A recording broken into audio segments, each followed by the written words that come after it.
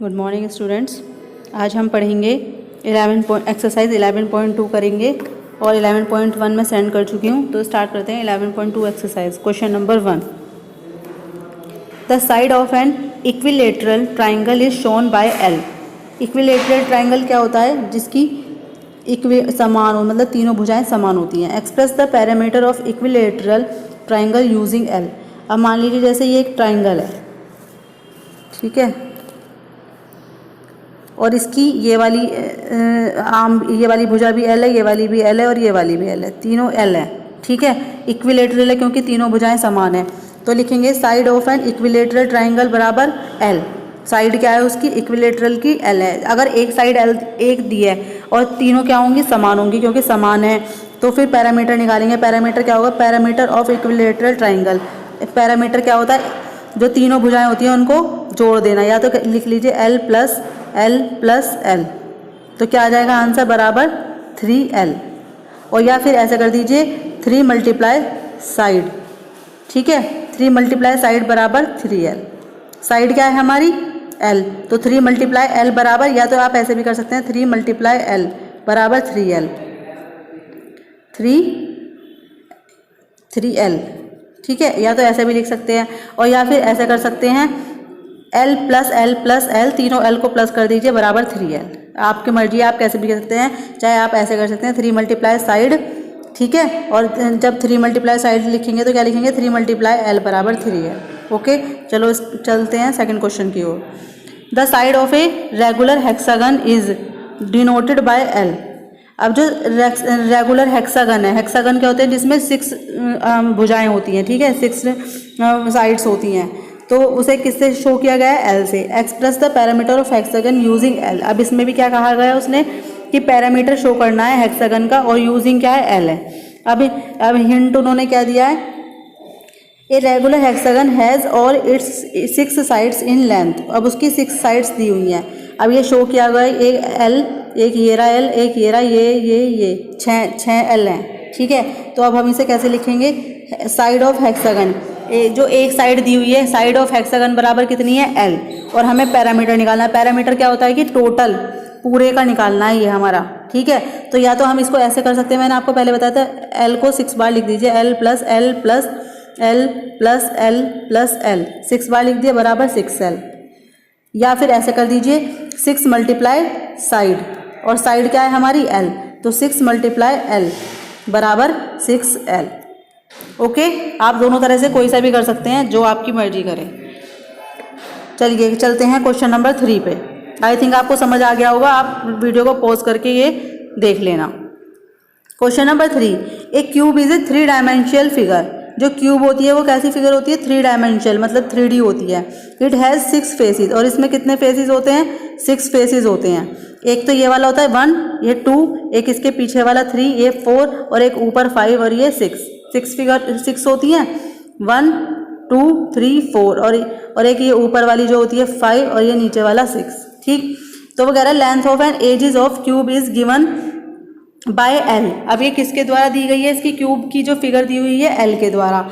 The find the formula for the total length of edges of a cube. अब cube के जो total length है edges की, वो हमें फाइंड करनी है फॉर्मूला के द्वारा।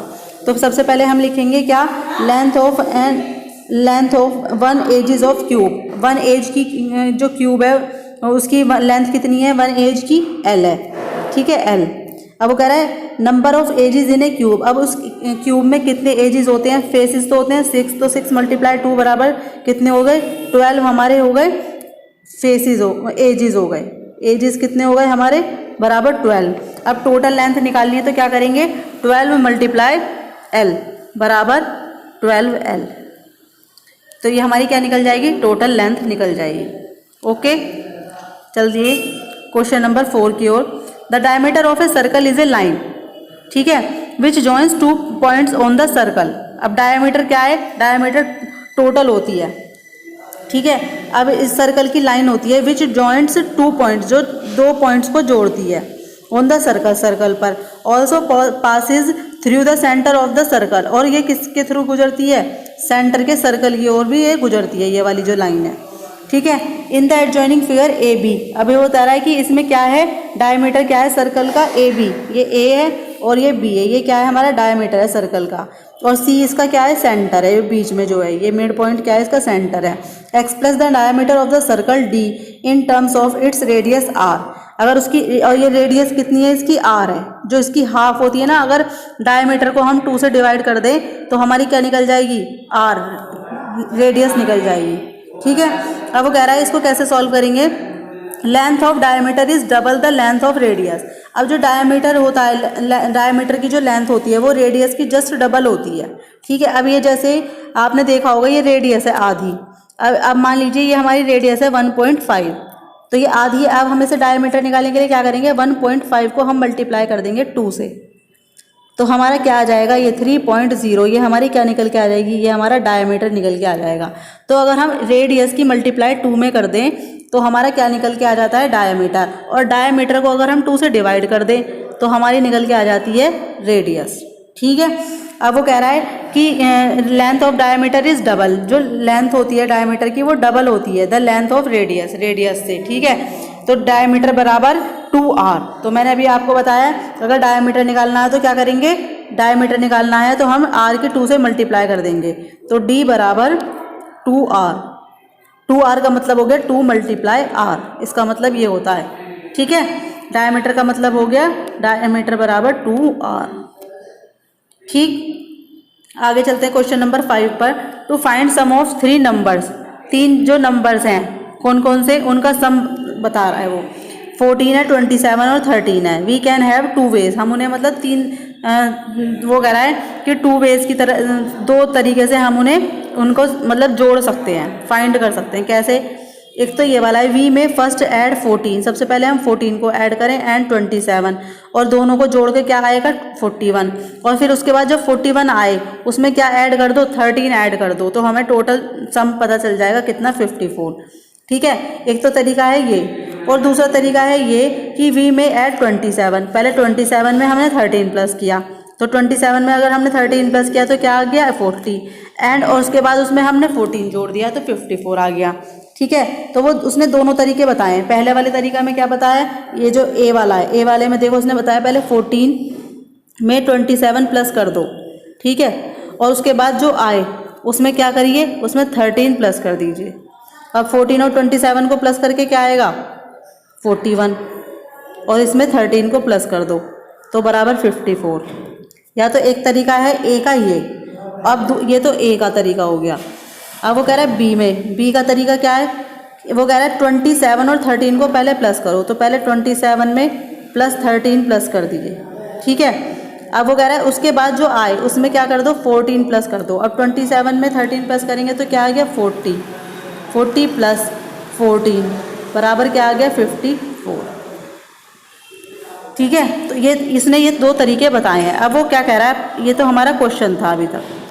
अब वो कह रहा है this can be done for any 3 number, ये किया जा सकता है 3 नंबरों के साथ। ठीक है। This property is known as the associatively of addition of numbers, express this property which we have already studied in the chapter on the whole numbers in a general way by using variables A B C. वो कह रहा है जो ये numbers है ना, कौन कौन से 3 नंबर्स हैं, एक तो 14 है, एक 27 है, और तीसरा क्या है 13। तो वो कह रहा है ये 3 नंबर के थ्रू तो हमने कर लिया, अब इन्हीं को हमें किसके थ्रू करना है, हमें वेरिएबल्स के थ्रू करना है। इसको तो ए मान लेना है, इसको बी मान लेना, और इसको सी। तो अब हम इसे कैसे करके दिखाएंगे, दोनों वे से करके दिखाना है। सबसे पहले हमने क्या करा था उसमें 14 प्लस 27। ठीक है। तो हम इसमें क्या करेंगे ए प्लस बी, क्योंकि हमने 14 और 27 को ए बी माना है, इन दोनों को ब्रैकेट। अब इन दोनों का जो आंसर आएगा उसमें क्या कर देंगे हम सी को प्लस। तो ये पहला तरीका तो हो गया हमारा, ये फर्स्ट तरीका। ठीक है। अब वो कह रहा है दूसरा भी तो बताएंगे हम उसे। दूसरे में क्या कहिए उसने 27 और 13 को प्लस करना है, तो 27 की जगह हम क्या रखेंगे बी, और 13 की जगह प्लस सी, इन दोनों को ब्रैकेट में बंद किया प्लस। अब वो कह रहा है उसमें क्या करेंगे हम 14 प्लस करेंगे, दूसरे वाले में उसने 14 प्लस किया है तो हम उसको ए को बाद में रखेंगे। तो ये हमारा ऐसे लिखना है और ये हमारा कंप्लीट हो जाएगा। आई थिंक आपको समझ आ गया होगा जो मैं आपको समझा रही हूँ। ठीक है। ये फर्स्ट का है, ये सेकंड का। ओके, अगर आपको कोई भी इसमें परेशानी आती है तो ये आप अपनी एक्सरसाइज कंप्लीट कीजिए और मुझे नहीं तो मैसेज कर सकते हैं अगर कोई आपको प्रॉब्लम आती है। ओके, थैंक यू बेटा।